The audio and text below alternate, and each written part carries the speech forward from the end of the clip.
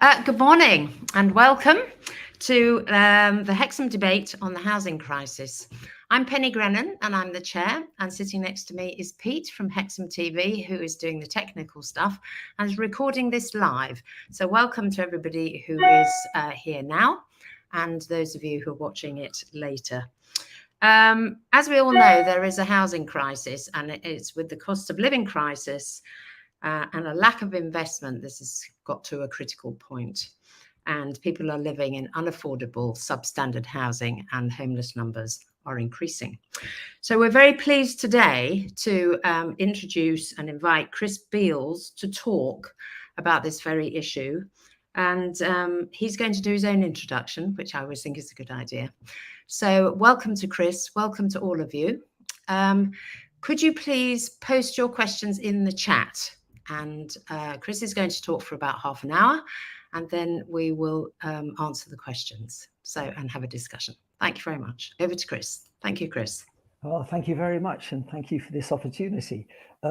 Just before I start, I'd like to say something about the person who invited me, my good friend Jim Robertson. I first met Jim about 30 years ago, actually, when I came up from London to work with the Church's Regional Commission in the Northeast. And we used to run a series of events during the winter called The Futures We Can Choose. And invariably, Jim would make some comment or observation to bring a new perspective to the debate. And I'd just like to thank him for the breadth of his vision and his perceptive and challenging ideas, which are epitomised by his involvement in organising things like these Hexham debates and in his sustained work with Durham County Council and all sorts of others over many years. I think Jim is the epitome of the gnat on the camel's back, always nibbling away, challenging, questioning, critiquing, irritating in the best sense, and never easy to shake off. My wife and I moved in 2017 back up to the Northeast when I retired from being a part-time parish priest in Milton Keynes. And I was also doing some other work at that time on employment, training, regeneration, and housing. And I was running a small social enterprise in Kabul in Afghanistan, where we had a training and business incubation center. And when we moved back up here, I got a William Leach Research Fellowship looking at new housing across the Northeast. At the same time, I was working a little bit in a town called Houghton Regis in central Bedfordshire on housing and community, and also with the Diocese of Gloucester on their strategy for engaging with new homes and communities.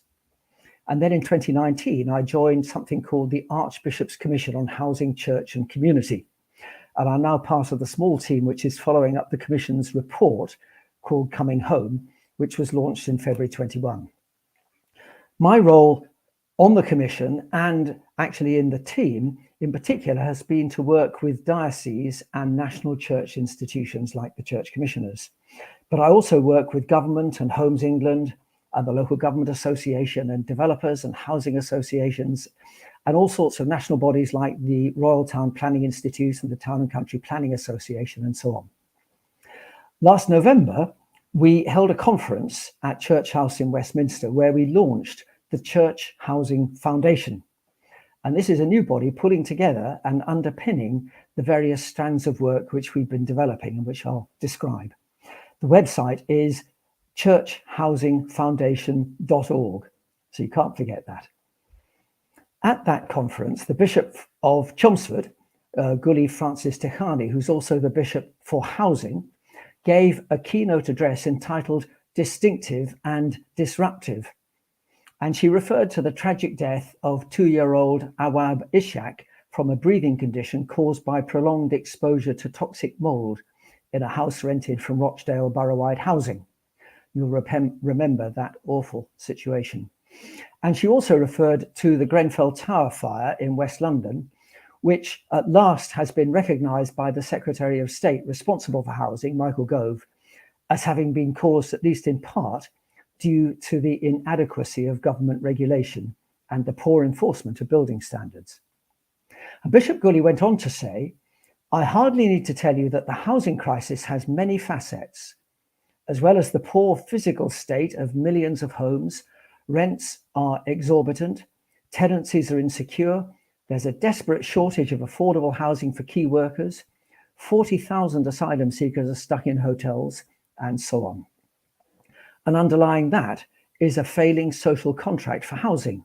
And a recent Centre for Social Justice report argues that the collapse of the supply of decent, affordable homes for people on modest incomes has not just made home ownership even less attainable, it's made it harder to start and maintain healthy families, or to thrive in work, or to provide an educational foundation for children.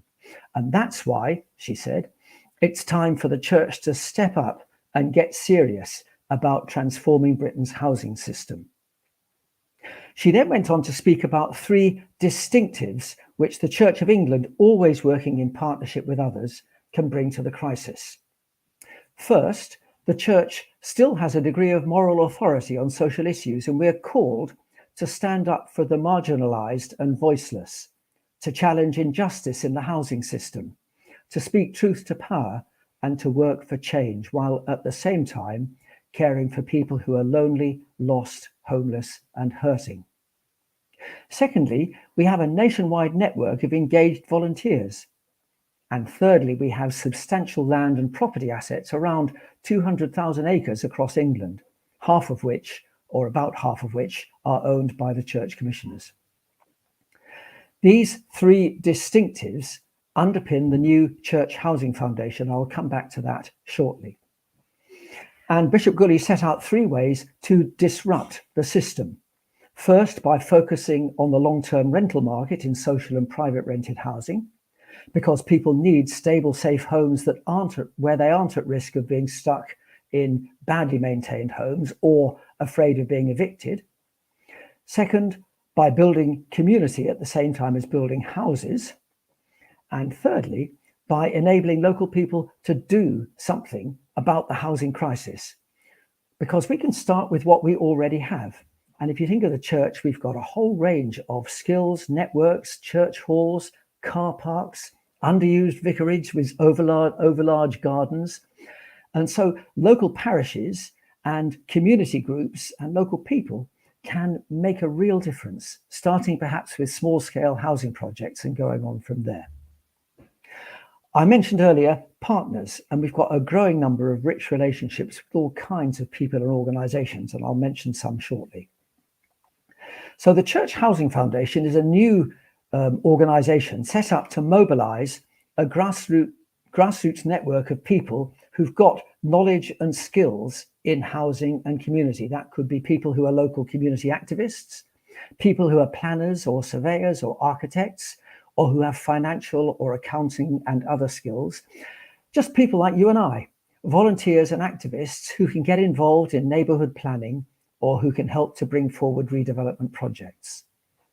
Sometimes church land and assets can be really useful sites for development, and our website has a growing number of links to resources and examples of good practice, which are now developing across the country.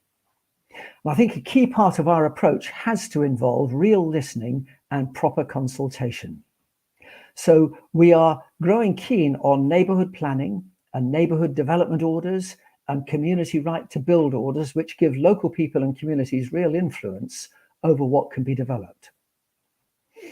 We have, by the way, some comprehensive knowledge about Church of England land holdings across England.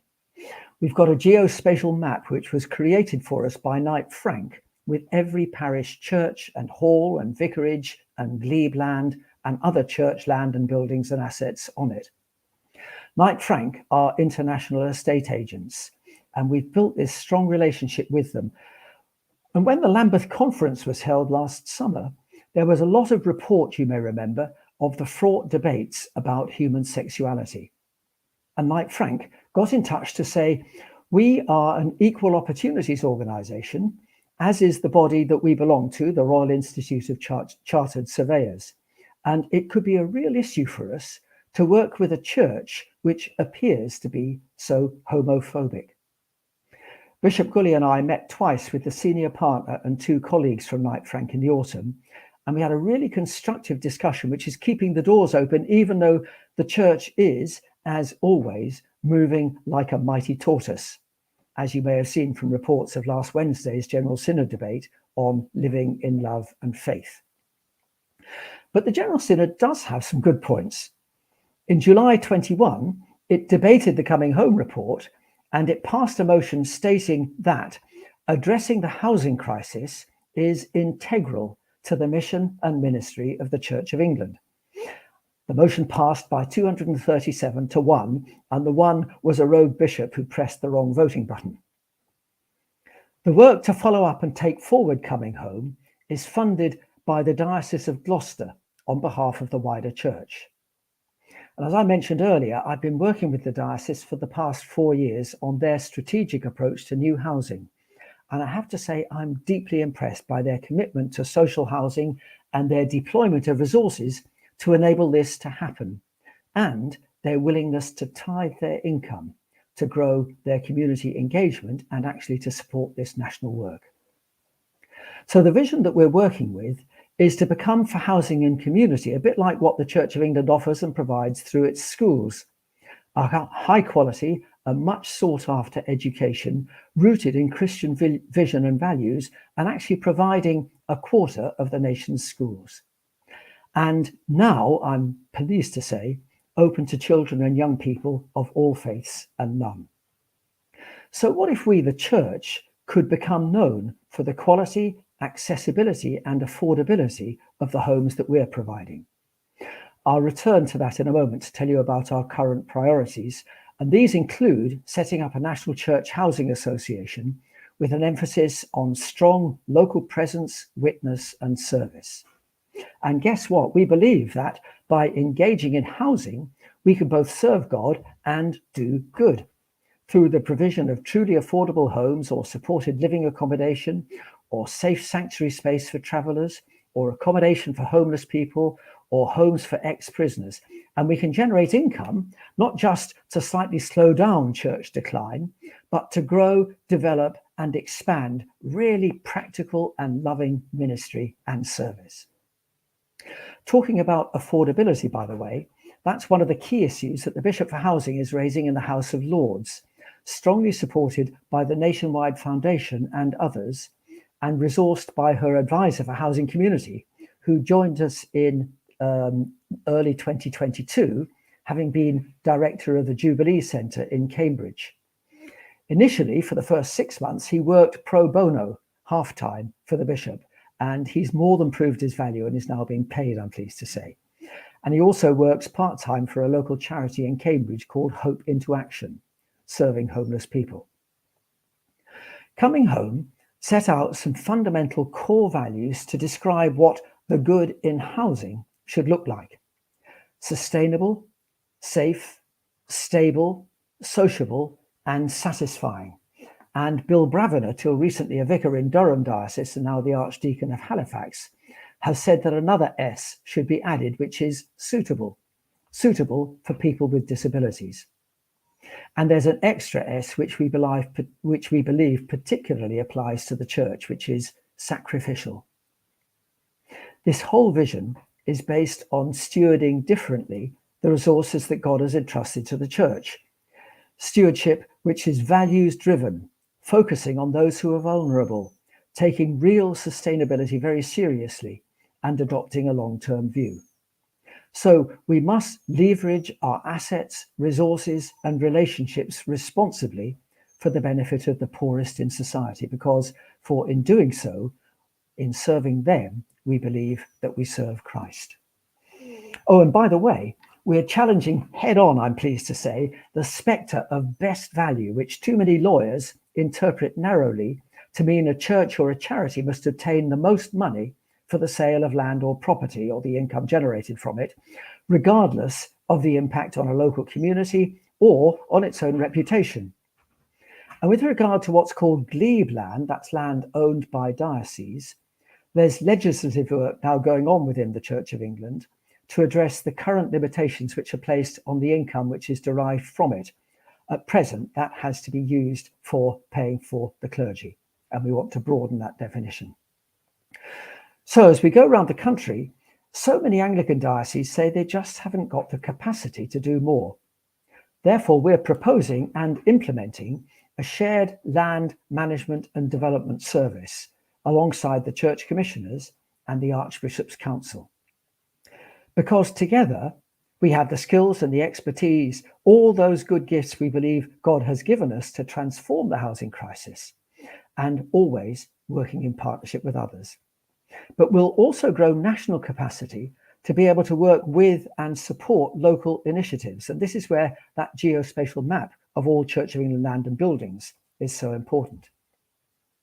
Now, I said that the work is being currently funded by the Diocese of Gloucester, and the National Church Housing Association we're forming will start its work in Gloucestershire. In partnership with a local housing association called Bromford, the Church Housing Association will kick off with a small number of social homes near Gloucester, expanding soon afterwards, we hope, to 120 homes on a site just south of Cheltenham.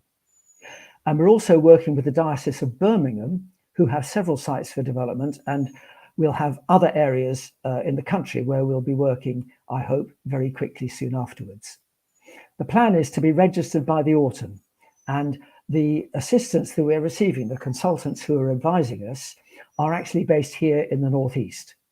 And one of the leading national law firms working in this field, Trials and Hamlin, are providing the legal advice and support. We've got several emerging strands of work, including what's becoming an important partnership with the Almshouse Association, who of course have 1,000 years of housing provision to build on. Almshouses have not tenants, but beneficiaries.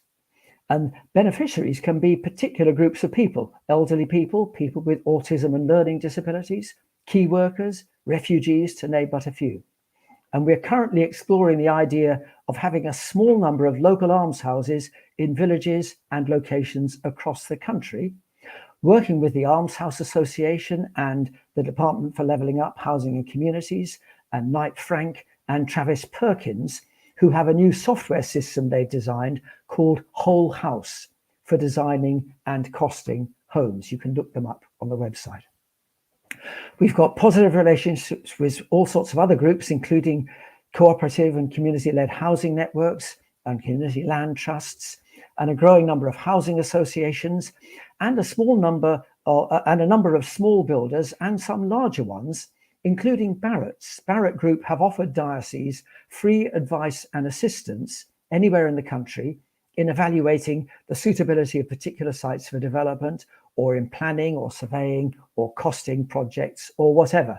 And Barratt's themselves say most of the sites we have are not big enough for them, and therefore they're not interested, and they're making this offer, and we are taking it up from them.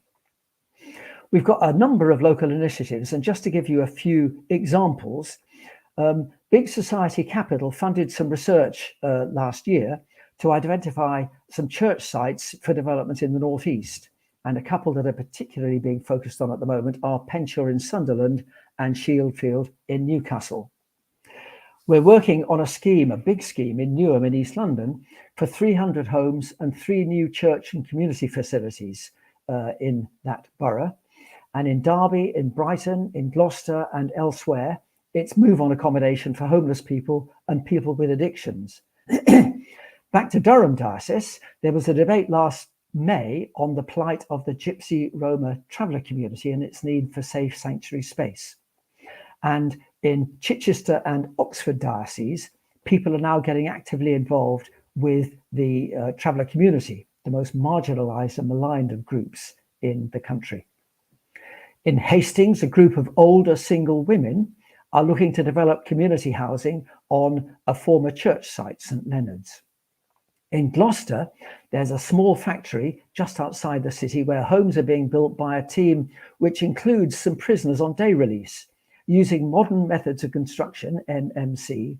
And I'm pleased to say the diocese has bought the first 6 of these eco-pods which are being built, and they'll be sited on church land and used to house NHS staff. And the same company, MMC Home Building, visited just before lockdown HMP Northumberland, where we hope there could be a factory in the prison and opportunities to train prisoners to assemble these homes when they leave the prison. I'm working on a scheme for what's called meanwhile housing, that's temporary housing, to make a slightly speedier, hopefully, and much needed response to all these asylum seekers stuck in hotels, costing at the moment something like £5 or £6 million a day. and the thousands and thousands of people who are in B&Bs and unsuitable accommodation. And we know the crisis that so many asylum seekers are in from the riot which took place in Knowsley last night, and from children we hear who are disappearing from hotels in Brighton. This is so urgent. And meanwhile, can mean between 5 and 20 years of temporary accommodation. There's an old leisure centre in Lewisham, which got 5 years of meanwhile housing on the site, and it's already into its 7th year. And think of all the car parks that churches and others have. Why are we not building above the parking spaces as Bocklock are doing in Bristol? And what about so many rundown and underused church halls? And you know, there's so many places that we could be doing things. And there's one organisation we work with who talk about greyfield sites. They're not brownfield and they're not pristine. It's that kind of in between where sites could be used for housing. One site that we're working on actually for meanwhile housing is with the Greater London Authority in Beckton in East London, where a river crossing has been planned if it ever happens. So we're hoping we could get a good number of years for meanwhile housing there. And we're in conversation with Newcastle City Council and several other local authorities and with the Local Government Association. Now, there are major policy issues that we're involved with and which arise from coming home. I mentioned earlier affordability, and Bishop Gully has submitted an amendment to the Levelling Up Bill, which is currently in the Lords, saying, why not remove one short sentence which describes the government's definition of affordability, which is 80% of local market value. And that at least will require some debate about the injustice and the sheer unaffordability of the government's definition of affordability. The biggest policy thrust that the Archbishop's Commission argued for was that there should be a long-term cross-party approach to addressing the housing crisis, if only, and we work and pray for that. In a meeting last summer at the Archbishop's Council, Bishop Gully was asked to make a presentation and concluded by saying, you may be thinking I sound like a salesman, but I'm wanting to be an evangelist. This is seriously good news for the Church of England, for neighbourhoods up and down the country, for some of the 1 million people on waiting lists for social housing. And she went on to say, in the parable of the talents, perhaps the parable isn't about the amount of money the servants make, or even how successfully they develop their God-given gifts. Perhaps the point isn't about accumulation, but about risk. After all, Jesus tells this story at the point when he's taking the greatest risk of all, heading towards Jerusalem and the cross. So my final comment is this. I believe that we, the church, are called to be distinctive and disruptive. Promoting the common good is at the very heart of our faith, and calling that we must respond to. The current housing system is clearly broken, so things must change. And to be honest, there's no time to waste. Thank you. Thank you so much, Chris. That was fantastic and hugely wide-ranging. So, yes, so many questions come to my mind. So if people would like to post their questions in the chat, that would be great. But I'd like to start if that's okay. So there was I was thinking about Northumberland in particular, which is known for its rural nature. And there are lots of parish churches around the place. And I was wondering, because you gave lots of examples around urban development, which I can actually see is quite easy and immediately, you can act on it quite quickly. Whereas the nature of land ownership in Northumberland is fairly complex. And also in terms of infrastructure for where these small parishes are. So I was wondering if there had been a strand around or thinking about rural building. Yes, I'm sorry, I should have said a bit more about that.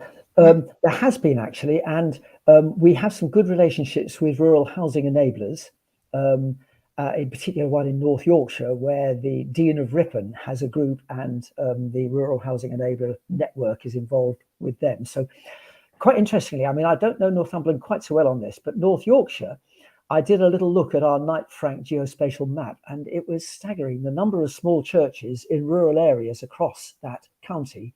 But also, when you dig a bit deeper, they're open maybe for 2 hours a month. And there could be so much more made of those sites, because many of them are beautiful historic churches, and they may or may not be open, and in some cases could be perhaps convertible, but around them, there may be some land where something can be done. So we are talking with the local government association about rural exception sites. And I know they're quite keen to hasten opportunities to build on rural exception sites and to get things going more quickly. The possibility of neighbourhood development orders may be a quicker way of getting into and through the planning system. And the idea that I mentioned with the Almshouse Association and Knight Frank and Travis Perkins, if we could think of perhaps 2, 3, 4 homes on the site of a redundant or rundown church hall that could be replaced or even put underneath some flats above them or something like that, that may be a way forward as well, because it's not just glebe land that the church has, or the Church of England has, but there's parsonage land around, every church. And if we could just think imaginatively about our use of that land, or the car park, or the church hall space, or a church building if it's unlisted, I think we could do some really imaginative stuff. And it's so important because so many people are priced out of their local communities. And so many older people want to downsize, but there's nowhere local to downsize to. And there are people who have other particular needs that we could respond to.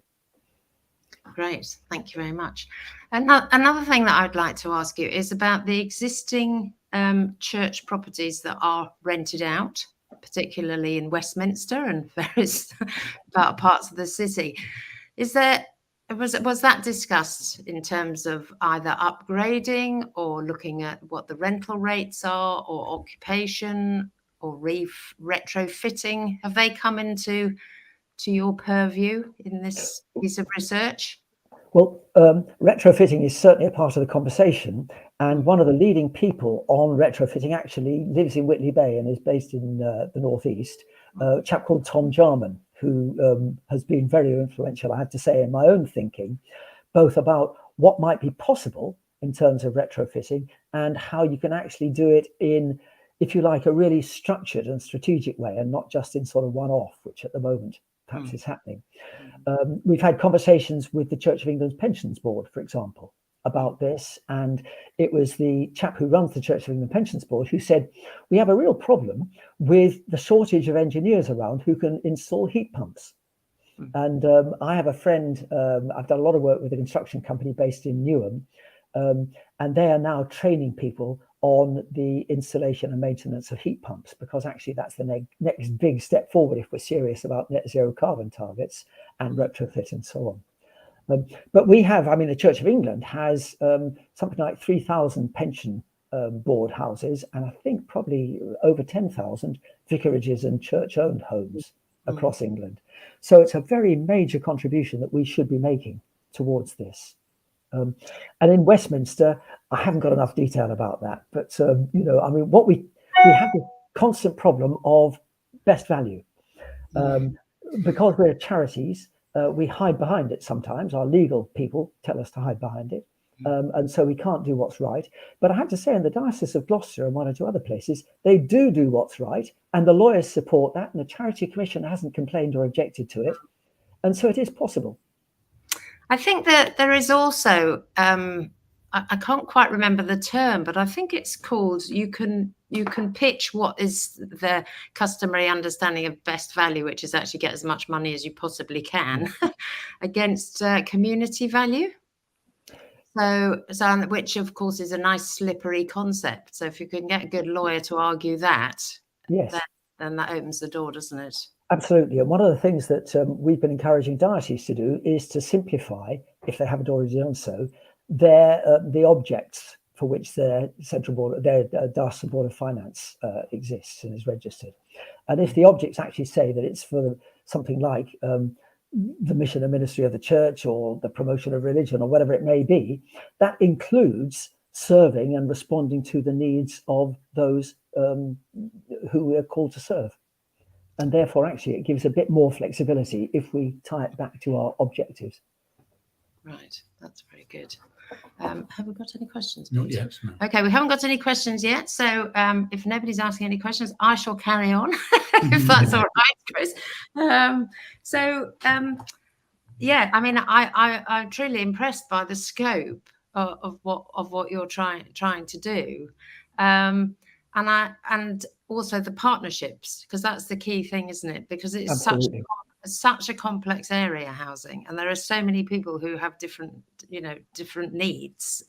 So I'm a town councillor, and I'm on the planning committee, and so we have discussions. We have an affordable housing group. And so this whole idea about best value and what do you mean by affordable, we're trying to challenge all the time. So have you come up with any idea about what, I mean, the government describes affordable as being 80% of value, which is fine if you live somewhere where house, haven't got an inflated house housing market, which we have in Hexham. What have you thought about how you would address that question of what is meant by affordable? Well, that is now the subject of some research which the Nationwide Foundation are funding, and which the Bishop for Housing, Gully, is very keen to take forward in the Lords and elsewhere. So I don't think we've got definitive answers yet, except that there's a difference between affordable and social. And social tends to be more like 60%. And there are some examples, even from some of the great landed estates like Blenheim, where they're actually subsidizing their social housing in order to be able to make it truly affordable for people who are living there. And so I think we're quite keen to look out for good examples of where people recognize that actually it's impossible for so many people actually to get onto the housing ladder to buy or even to rent. And maybe we've got to start lobbying what might become a new government in a couple of years' time much more strongly in order to encourage some fresh thinking on this, because the definition of affordable is just utterly immoral and unjust. Yes, absolutely. And also, I'm just wondering about the disposal of assets. So you're actually talking about some of these houses being for sale? We're keen to encourage dioceses and the church not to sell off its family silver. They've done an awful lot of that over the last few years. I know one diocese, and it was saying they were selling off 50 vicarages. Well, how stupid is that? Because all you get is, the local squire moves in, when actually in the Diocese of Gloucester, they, before selling off a couple of vicarages, for example, they looked at what they might be able to do with the site, and they replaced 2 vicarages where 2 families had formerly lived, with large gardens, probably untended, with 50 social homes. Right. So if we really use our assets and steward our assets responsibly and in true service of others, we can be transformative without too much trouble, and we'll make more money from it. That's the great irony. The church has been so stupid in the way it's managed its assets. Absolutely crackers. Well, I think that I think it's a difficult one, isn't it? Because the whole discourse around housing is getting on the housing ladder. Yeah. And this is my obviously personal thoughts on this, is that actually if people had secure and proper housing like they did when council housing was so prevalent, people lived in council houses all their lives. So they didn't have the need to actually put down a deposit and pay mortgages. They just paid their rent and lived there, and their house was looked after by the landlord. And it's a very good model. Absolutely. Yeah. I believe I'm right in saying that there's at least a year ago, the Welsh government was subsidising social housing to the tune of 58%, where in England, the government was subsidising social housing to the tune of 12%. And therefore, housing associations, in order to remain viable, have to do something about generating income, which is why they build to sell as well as part by part rent. And also, of course, now they're having to do a lot more retrofitting and moving towards net zero carbon. So they've cut back on the number of homes that are actually being built. And in a sense, that gives us, the church, with a new housing association, an opportunity to move into where there's a real demand, which is for new homes. Right, that's great, thank you. So we've got some questions that are not from me, so that's lovely. So a question has come in from Hexham TV saying, are you producing a toolkit for how local people can get involved? Yes, if you go on to the Church Housing Foundation website, churchhousingfoundation.org, then you'll see that there are a number of resources which are already available, including a toolkit which has been produced, again for free, by architects Allies and Morrison, which is, if you like, paralleling the REBA guidelines or the REBA stages in development. And it's for a local parish or group or local people who might want to get into housing. And we use 3 words: aspiration, which is, I wish there was something we could do about this crisis; inspiration, hey, I know, this is what we could do; and then perspiration, which is the next umpteen years of hard work. There's another group called, I'm sorry, my mind has gone completely blank, based in Bristol, and I can send you details if I don't remember them before the end of this session, who are going around looking at local sites, looking for local land for their possibilities of infill. And then they are working with local people, a strong and long process of consultation. And in a housing estate called Knoll West, I think it is, Knowle West in Bristol, they've now got a couple of homes that have been built for people otherwise who would have not had homes at all. So that toolkit is available on our website, and we're also putting other material up which will be sort of, if you like, stepping stones from the very first stage to how do you get into this work. And of course, a key part of it is to make sure that you build relationships with your local authorities and your local councillors, because they're the people that you're going to have to work with, as well as obviously getting the local communities. And it's a final comment. In Gloucester Diocese, we have a network of what we call animateurs in each area, of local people who engage with their local communities and their local councillors, and they're aware of what developments are being thought about or planned, and they're trying to keep that bridge going so that there's real awareness. Excellent, thank you. So I've got another question from Andrew Gonnet. It says, excellent talk. Could you comment on new housing environment standards, specifically to try and avoid a need to retrofit new houses in the near future as energy costs increase and insulation, etc. standards are enhanced? Right, that's a really good question, Andrew, and I'm not sure I have very much to add that you wouldn't already know. I believe 2025 is the cut-off point, after which house builders must not just install old-fashioned systems like gas, and they've got to be much more aware of the need for doing net zero carbon systems. The retrofitting stuff clearly at the moment is not being very well organised or managed, and there's only £5,000 grant towards getting a heat pump, and it's more likely to cost £10,000 to £12,000, I'm told, or possibly even more. And it takes up a lot of space, and people are still a bit iffy about whether it works as well as it should, and so on. So I think we're in a bit of a pickle. It's interesting, the solar stuff. I don't know if you noticed, I think I saw it last week. King's College, Cambridge have been given permission to fit solar panels on their roof. And of course, the Victorian Society and the Heritage Lobby and so on are very upset about this. But I think it's a really exciting step forward, because solar panels are becoming more visually sensitive, aren't they, all the time? And if you think of the thousands of church roofs which are south-facing, where you could have solar panels on medieval buildings, I think there could be a really interesting impact on the kind of environmental net zero targets that we're going for. But that doesn't really answer your question, Andrew. I'm sorry. I'm going to have to bow to people who are more expert than me on that. That's great. Thank you very much. We have this knotty question about putting solar panels on listed buildings as well on the council. There's a question from Wendy Breach, talking about rural exception sites. She says, so often building homes on these out-of-town sites makes tenants very car dependent. Is this sustainable environmentally? The answer is that the more dependent that we are on private car travel, the more the environment is impacted. And therefore, good public transport, especially to rural areas, is absolutely vital. And we haven't got that at the moment. But we can't, it seems to me, we can't kind of, if you like, tackle every problem or not do anything because of other problems that are emerging. And housing is desperate, and rural housing need is so great. And so rural housing exception sites offer an opportunity to provide in a small scale perhaps a few homes. And if it's older people, then they may well be able to stay in an area which otherwise they'd be forced to move out of if they want to downsize. And I think the transport thing is absolutely vital and it's got to be addressed, but we're not there yet.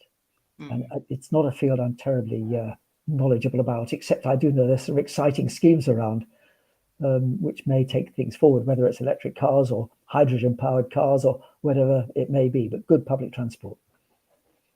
Lovely, thank you. So we've got a question from James Swaby. Is the Knight Frank GIS available outside your organisation, and how do we get access? That's a good question, James. Lots of people ask that. And what we've, the feedback we've had from our church network is, please don't just make this available to anybody, because we know that the next day and then the subsequent days we'll have constant phone calls and door knocks from developers who are much more canny than the church is at knowing how to persuade people to do things. And so we are keeping it a little bit under wraps, and we've got a 3-level system at the moment. Level 1 is freely available, which just has the boundaries of dioceses and parishes and some of the demographics and indices of deprivation and that kind of thing. Level 2 is password protected, and that has all the information about where there are church buildings and land and so on and so forth. And then level 3 is a sort of a deep dive into a particular area. We're about to start this in Birmingham, and we've done it in Gloucester Diocese, for example, where a research company called IDO actually takes the map and then checks it back with the local parish, the local clergy or church wardens or community people or whoever it is, and asks them what their aspirations are for their land and buildings, if they have any, and also puts alongside that what the social involvement of the church might be, whether it's providing, for example, a food bank, or provides meeting space for older people, or whatever it may be. And then embeds the findings into the geospatial map. So we have a much richer picture of that area, and that's just beginning now. But what we have been doing with the map is demonstrating it to a number of groups and people who are, if you like, outside the church. And we're happy to try and set something up, if that would be helpful, perhaps for a group of people, and have a look at Northumberland or something, if that would be a benefit sometime. Lovely, thank you. Thank you very much. Okay, it's a question from Jan Penrose. Assuming developments will be regarded as social housing, how will you provide ongoing repair and maintenance? We believe that our housing association will always want to and need to work with other housing associations who are much more experienced than we are. So in Gloucestershire, the partnership, for example, with Bromford Housing Association and Rooftop Housing Association, 2 very good housing associations down there, are being actively developed. And the partnership with Bromford at this stage will involve them taking on the social housing, and I'm using social housing in its broadest sense to include affordable, and then the Church Housing Association buying some of those houses from Bromford. So what we believe, and this is where the sacrifice bit of those S's I listed earlier comes in, is we believe that we should have a particular responsibility to provide high quality, excellent homes for those who are least able to afford them. So we're prepared to take, if you like, the financial hit of having the social housing, where a housing association might need to have its shared ownership and affordable housing proportion, you know, to generate its income. We also think that, and this is the figures at the moment, it's absolutely fascinating this, and I don't understand this, but Ben Priest-Smith, who's the diocesan secretary of Gloucester Diocese and who's leading our executive team nationally at the moment, he reckons that for the first 8 homes that they're planning to create for our housing association in Gloucestershire, they should generate a surplus from the rents of about £1,000 per year. And that will go towards community benefit. Now, if that's 8 homes, if you take the next phase, which is 120 homes, that's 120,000 per year, which will pay for 1 or 2 community workers and the kind of budgets that they would need to be able to make things happen. And do you see what I'm getting to? So we're really excited about where the possibilities are beginning to look. And we're determined to make an impact which is going to change the crisis. Great, thank you very much. So I've got another question from Daphne Wasserman. Are you considering factory-built housing, which could be cheaper and easy to install? And are the pods built by prisoners built on site or in an off-site facility? That's a great question, Daphne. Thank you for that. We're actually partnering with a number of different MMC providers. For example, the biggest of them are Legal and General, and we know the chap who's now the chief exec of their modular housing arm, who used to work for Homes England. We're also partnering with MMC Home Building, who are the company in Gloucester, and they have a factory. It's actually an old farm shed, I think, originally. And they have this factory where they're building off-site the component parts, and they're using a lot of recycled materials, including actually recycled slate slag, which they mix together with glue and other stuff to create tiles. That would then be transported and assembled on site. And that's how most of these organizations work. They're building their component parts off-site, and then they have to transport the parts on site. Some of them put the whole thing together and transport the whole thing on the back of a big lorry, but I think others will transport the component parts and then assemble them on site. Very good. Thank you. Thank you very much. I'd like to ask another question. Please continue to post. We've got a few minutes left. But I'd like to ask a question about relationship to legislation, which is always the knotty problem, I think. And you know, the fact that the bishops in the Lords are exercising their rights to speak is great. But the problem that we have is our land ownership laws, I think, and also the relaxation of building regulations and everything else. Once upon a time, there was always a percentage for sport or for community, for art in every development, and developers have got round that. So there are these huge estates with no facilities on them at all, Yep. and ribbon developments. And I was heartened to hear very much about, you know, your comments about building community as well as housing, because this is about where people live. And so I'm wondering what lobbying, I use that in inverted commas because it's got a bit of a bad name, but what pressure can be brought on the government, whichever government it might be, around these issues through the church? That's a really good question. Obviously, one route is through the House of Lords, and excuse me, one of the other things that the Bishop of Housing is very actively supporting is Lord Best, who is working on the whole change from Section 106 to the new infrastructure levy, or whatever it's called, and the plans for that, and saying that there ought to be the same percentage of community funding that at the moment Section 106 has, because that's at risk of being sort of watered down or lost. So there's that, if you like, lobbying going on. There are other ways in which we engage with government, and particularly with the Department for Levelling Up and with Homes England. And we've got a good relationship actually with the Department of Levelling Up. At our conference last November, the head of planning and regeneration was one of the people on the panel at the end. And she's been extremely supportive of our work and has made available one of her team, who we work closely with, who has a background in community development, which is really great. Her name is Rachel Apaya. So we've got that benefit. And the other really interesting thing is, in church circles, sometimes there's been a tendency of saying, housing association good, developer bad. And of course, it's much more sophisticated than that, because there are good and bad housing associations, and they're good and bad developers, and we're all good and bad. And so we've been finding that some of the big developers actually are very open to conversations and to discussion about how to build not just houses which make the most profit for their shareholders, but communities which really work. And we've been down, for example, to visit Nansleddon in Cornwall, where the Duchy of Cornwall have its development. In fact, we went down when the king was still a prince, so we had a conversation with him about all this. And soon after us, Barrett's went down, and their senior team went down to visit Nansleddon.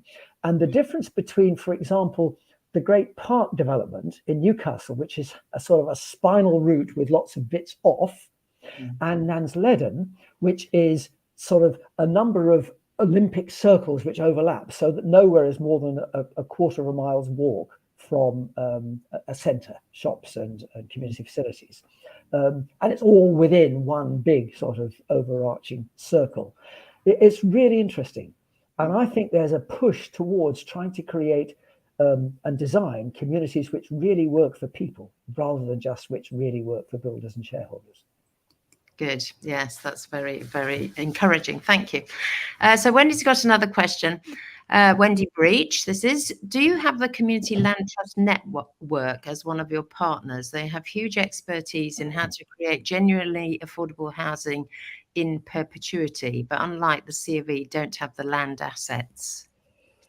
The answer is yes, we have a good relationship with the Community Land Trusts and the network. And one of the things that we're trying to, if you like, work through is how can we're saying to the Church of England, don't just flog off your assets, retain ownership of them so that you can shape the development and ensure that it does something which fits in with those core values, the S's that I listed earlier. A community land trust, by definition, owns its land. And therefore, there's a bit of a conflict there. Do we say to churches, sell your land to a community land trust or make it available or whatever? Do you do it on a long lease or whatever might the relationship be? And we're having a very constructive conversation with the Community Land Trust Network about that at the moment. So I think in principle, we are really keen to support things like community land trusts, which actually give local people control over their own destiny. That in principle has to be the right thing to do. And at the same time, we're trying to say to the church, don't just sell off because at the moment, you know, you're not making good use and good stewardship. Do you see the conflict? But it's a creative conflict. It's not a negative one. And we love what they're doing and they're really great. And we're in touch with a number of them around the country. That's lovely. Thank you very much. So there are no more questions in the chat. So I would like to conclude really with a couple of comments and then ask Chris if there's anything that he would like to say. I think this is such a huge issue, and I'm very excited by what you've said today, Chris, because you're such a big player in the arena and can influence so greatly what happens in the housing market, particularly in raising those questions. And I was interested in the first thing that you said, which is about your moral authority. And the housing markets, in a lot of ways, I would posit, is lacking moral compass because it's all about profit. So I really applaud what you're doing, and it's been very, very interesting, and I'd like to thank you very much. But before I hand over to you, just to make a concluding remark, if you'd like to, I'd just like to let everybody know that Tynedale Transformed, which is a political education group that formed in 2020, is in partnership with the Hexham Debates. And next Saturday morning at St Mary's Church in Hexham, in the church hall, we're holding an in-person, face-to-face discussion on solutions for the Northeast around housing. And we've got a number of people coming who have got particular perspectives and a whole range of perspectives. And we hope to have, we're having a panel, which is a very short panel, but then we're having a big discussion around the plight of refugees. We're hoping to have ACORN, the Housing Tenants Trade Union, there. We've got community-led housing, we've got co-housing, we've got community workers, we've got somebody who works in Scotland on land ownership, because that's a key issue. So if you'd like to continue this conversation, it's next Saturday, 18th of February, between 10 and 12 at St Mary's Church in real life. But that leaves me time just to say thank you so much to Chris Beales. That was fascinating. And Chris, is there anything that you think, oh, I'd like to say that, or I'd like to make a concluding remark after this discussion? My final comment is to say thank you very much. I think what you're doing is really great, not just in housing, but in all the things that you discuss and debate. I would urge people, please, to go and knock on the door of their local vicar and say, you've heard about Coming Home. We want to get involved. The chances are the vicar won't have heard of Coming Home, and, you know, well, kick them until they have, please. Because actually, clergy can be gatekeepers in a positive sense, but sometimes they can be, gatekeepers in a negative sense. And I think that we've got to find ways in which the church really gets its hands dirty and gets engaged and involved and doesn't just sit on the sidelines and wring its hands and say, isn't life awful? And we need that encouragement, because sometimes the people of faith lack faith, and that's not good enough. So I'd like to say, please help us. And thank you very much indeed for this opportunity. That's lovely. Thank you. Yes. So if you want to share, if you want to watch this again, go to Hexham TV. Please like it and share it. And so we can do part of that lobbying for you, because we're already interested through our social networks. So please do that. But that I would just like to thank you so much for a fascinating conversation and talk. And I wish you the best of luck. And we will be in touch, no doubt. Great. Thank you very much indeed. Thank you so much. Thank you, everybody, for coming. Thank you. Bye-bye. Bye. Oh, can you not stop? Yeah. Sorry. Remembered last thing. Beg your pardon, this always happens. I just want to tell you that the next Hexham debate is on the 18th of March, and it is at 2:00. So it's a different time, and it is about health. It's Rebecca Fisher, the Senior Policy Fellow at the Health Foundation charity, is talking about level or not, why the provision of general practice in England is unfair. So that's the next Hexham debate, the 18th of March, on health. Thank you. Thank you very much.